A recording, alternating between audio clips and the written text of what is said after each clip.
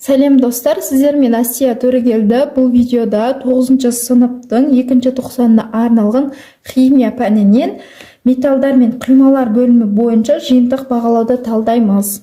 Бірінші тапсырма: төмендегі суреттердің қайсында металдық кристалл тор көрсетілген анықтаңыз. Бізде дұрыс нұсқа А нұсқасы. Өзі бір белгілі реттілікпен металдық торлар орналасқан. Міне. Бірінші тапсырманың бөлімі: металдық кристалл торы бар зат қандай физикалық қасиеттерге ие болатынын көрсетіңіз. Ең алдымен ол қатты болады және иілгіш. Мысалы, алюминий бізде былай алюминий сымдарын алатын болсақ, иіліп, майысып, солай тұрады. Созылғыш.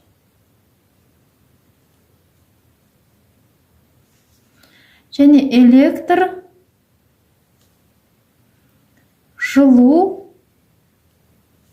өткізгіш.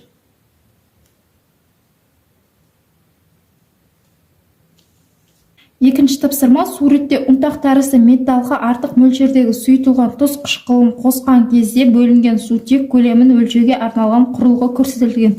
Газ көлемі бөлме температурасы мен тығыздығына өлшенген. Осындай бізде құрылғы. Енді жалғасы: тәжірибе сол массадағы ұнтақтармен, бірақ әртүрлі металдармен 3 рет қайталанады. Алғашқы таза магний, таза мырыш, магний мен мырыш қоспасы. Енді сұрақ: қай металл ұнтағы реакция нәтижесінде сутек газының ең үлкен және ең кіші көлемін береді? Бізде сутектің көлемі ең үлкені ол таза магнийде болады.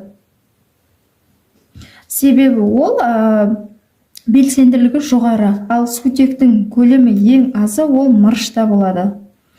Осы металдардың белсенділік қатары содан қарайтын болсақ, магний бізде мырыштан алдында орналасып тұр, қатардың бас жағында орналасып тұр. Сондықтан магний күшті, ал мырыш әлсіз. Үшінші тапсырма: бізде осындай кішкене текст берілген. Осы бойынша біз тапсырмалар орындайтын боламыз. Қола және жездің тарихи қорытпаларының құрамын жазыңыз дейді. Бізде қола ол мыстан, мыс купруме 60%, және мырыш цинк ол 40%. Ал жез ол мыстан, мырыштан, кей жағдайларда қалайдан тұрады екен. Кейде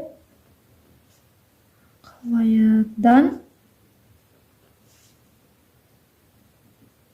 тұрады. Келесі: таза металдардан құймалардың ерекше қасиеттерін сипаттаңыз. Бұл жерде 2 немесе одан да көп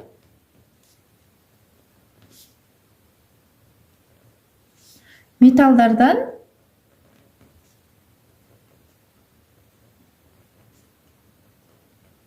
немесе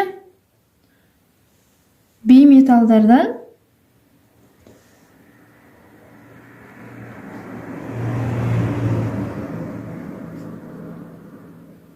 тұратын жүйе. Келесі: қазіргі уақытта жоғарыда көрсетілген тарихи қорытпаларды қолдану саласының бірін көрсетіңіз. Мысалы, шойын. Ол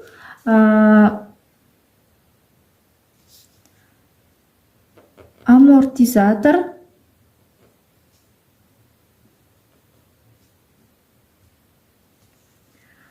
машина бөлшектерін жасауда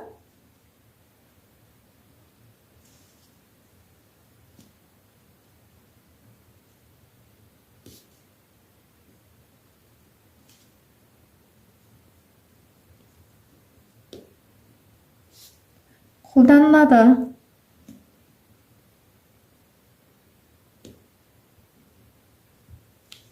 бөлімі шойын темірдің көміртекпен құймасы жақсы құйылатын қасиетке ие және темірге қарағанда біршама қатты. Құймалардың таза металдарға қарағанда көбірек қолдануының себебі не? Екі мысал келтіріңіз. Оның ең бірінші себебі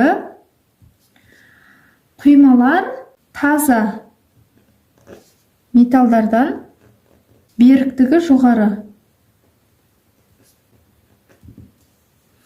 Екінші себебі жылдам қатады, құймалар.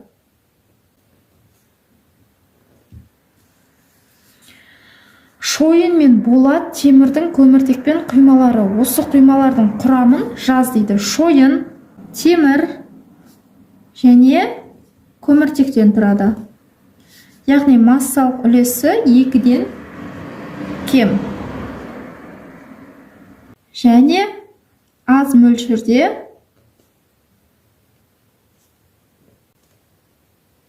қалайы, марганец, фосфор, күкірт бар. Болат келесі феррум және көміртектен тұрады. Массалық үлестері жуықтап алғанда 1-2% шамасында. Төртінші тапсырма: кестеде темір, шойын және болаттың негізгі тұжырымдамасы келтірілген. Берілген тұжырымдаманы сәйкестендіріңіз депті.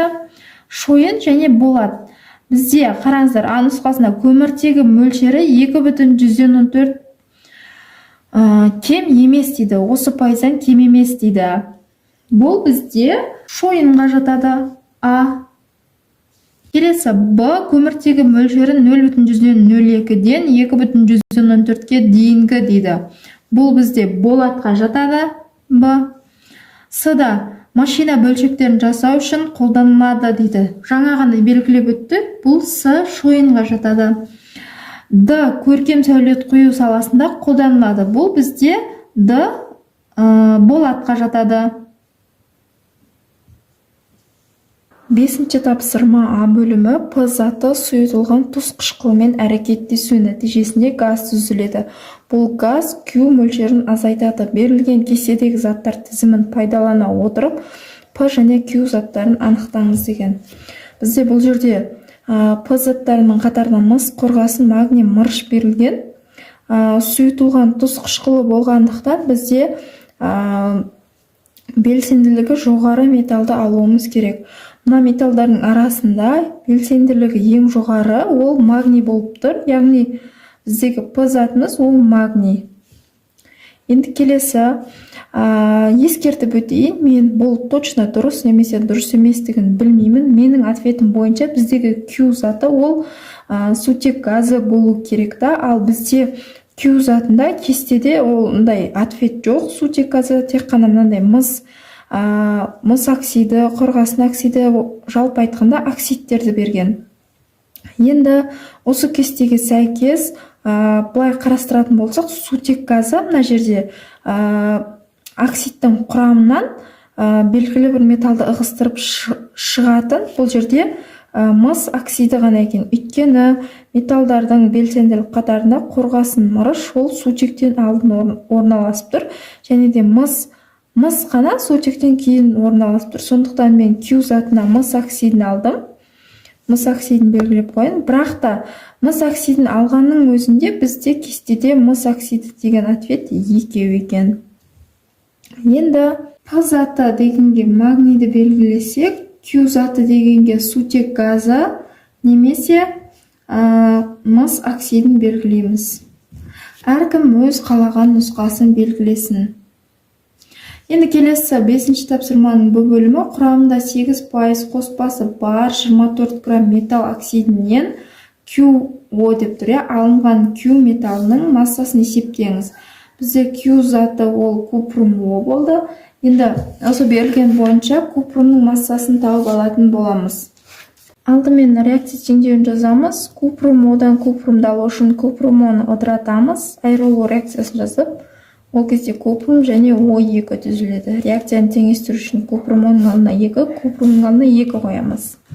Енді біздің есептегі шарт бойынша 8% қоспасы бар 24 грамм купрум О берілген. Так, 8% қоспасы бар дегеніміз, 24 грамм купрум Ода 100% болса бұл. Енді 8% қоспасы болғандықтан 100%-тен 8-ді алып тастаймыз. Сонда 92% қалады, Ол бізде X грамм болады. X грамм купрум О. Бізде пропорция келіп шықты. Енді X-ті табу үшін 24 граммды X тең деп жазып, 24 грамм көбейту 92% бөлінген 100% тең. Бұл кезде 22,8 грамм шығады екен. Купрум оның массасы таза күйдегі. Енді 22,8 купрум оның жоғарысына жазамыз. Астына 160 грамм деп жазамыз. Енді металдың массасын есептеу керек. Есептің шартында купрумның жоғарысына X грамм деп жазамыз. Астына 132 грамм деп жазамыз. Екінші пропорция келіп шықты бізде. 22,8 граммда X грамм, 160 граммда 132 грамм. X-міз тең 22,8 көбейту 132 грамм бөлінген 160 грамм. Тең болады 18,216 грамм. Есептің жауабы масса купрум тең 18,216 грамм. Достар, сонымен біздің видеомыз аяқталды. Менің каналыма жазылып, лайк басып, өз пікірлеріңізді қалдырыңыздар. Қош сау болыңыздар.